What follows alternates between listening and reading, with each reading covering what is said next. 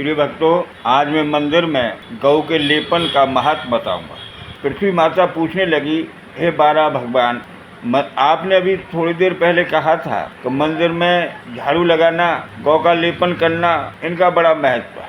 तो मैं आपसे पूर्ण विधि जानना चाहती हूँ, इसका क्या महत्व है। तो भगवान बारह कहने लगे, हे बरानने, मंदिर में गौ लेपन करने वाला व्यक्ति, स्त्री हो या पुरुष, बाल हो या वृद्ध, कहीं से गोबर गौ का लाए तो जितने कदम वह चलता है गोबर लेने के लिए, उतने हजार वर्षों तक वे कुश द्वीप में वास करता है। और जितने कण गोबर में होते हैं उतने हजारों वर्षों तक वसुंधरे वो न्यायपूर्वक दूसरे में प्रेम करने लगता है, न्याय और धर्म पर वो चलने लगता है। और मंदिर लीपने से जो प्राणी स्थान में अथवा कहीं दूर जाकर वह अवधि समाप्त हो जाने पर साल्मिक द्वीप में जाकर वास करता है।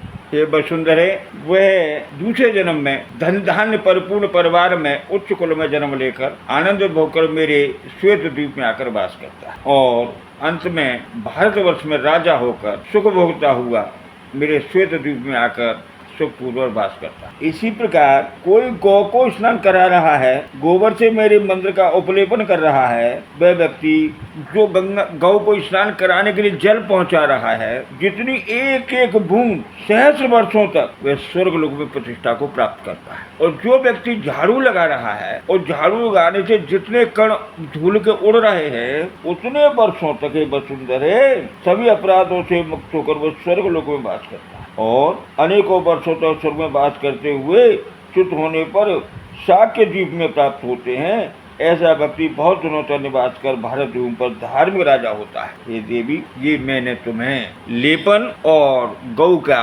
स्नान और झाड़ू के विषय में बताया। झाड़ू लगाने वाले का सुंदर शरीर होता है, अत्यंत सुंदर शरीर होता है। हे वसुंधरे, मैं एक दृष्टांत तुम्हें देता हूँ। एक चांडाल एक मंदिर के पास रहता था। वो पद गायन को सुनता था। बचपन से उसे वो पद गायन याद हो गए और उसको गाते हुए वो आनंद लेने लगा। एक दिन वैशाख कृष्ण शुक्ल पक्ष की द्वादशी को उसने व्रत लिया और रात्रि भर गाने का व्रत लेकर वो गाने लगा।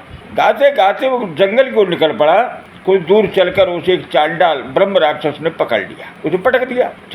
चांडाल के सिरे पर जब ब्रह्म राक्षस बैठा तो उसने पूछा, प्रभु आप कौन है, मुझे इस तरह से क्यों दंडित कर रहे हैं? मैं प्रभु का गायन कर रहा हूँ। चांडाल ने कहा, मैं बहुत दिनों से भूखा हूँ, तेरा रक्त पीकर मैं प्रसन्न हूँ। उसने कहा, मैं प्रभु का गायन पूरा कर लूँ, मेरा आज का व्रत पूरा हो जाएगा तो मैं फिर आपको आ जाऊंगा, मतलब मुझे खा लेना। चांडाल बोला, रे मृत्यु के मुंह से जाकर कौन वापस आया है? बोले, सत्य पर पृथ्वी टिकी है, सत्य पर सूर्य तपते है, सत्य से शीतलता चंद्र देते है, सत्य पर ही अग्नि का तेजोमय है। मैं सत्य कहता हूँ, भगवान की कृपा से मैं अवश्य वापस आऊंगा। चांडाल की बात सुनकर ब्रह्म राक्षस को दया आई, उसने छोड़ दिया, जाओ। वो रात्रि में भगवान के मंदिर के सामने उसने नृत्य किया, गायन गाया।